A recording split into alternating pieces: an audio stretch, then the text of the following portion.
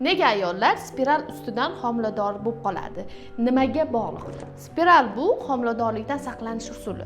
Har qanday homiladorlikdan saqlanish usuli Perli indeksi bilan baholanadi. Ya'ni homiladorlikdan qanchalik darajada saqlay oladi degan ko'rsatkich hisoblanadi.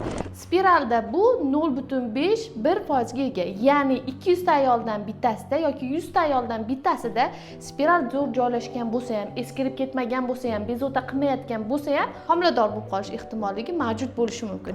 Endi agar ayol kishida spiral qiyshayib qolsa yoki pastga tushib qoladigan bo'lsa yoki muddat o'tib ketgan, ichidagi homiladorlikdan saqlovchi moddasini ta'siri kamayib ketgan holatlarda homiladorlik bo'lish ehtimolligi oshib ketadi.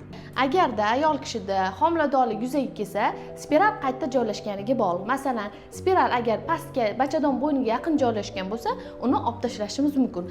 Agarda spiral teparoqda, ya'ni homiladan tepada yoki homilaning yaqinida joylashadigan bo'lsa, ushbu spiral homiladorlikda davom ettirilaveradi, spiral turaveradi.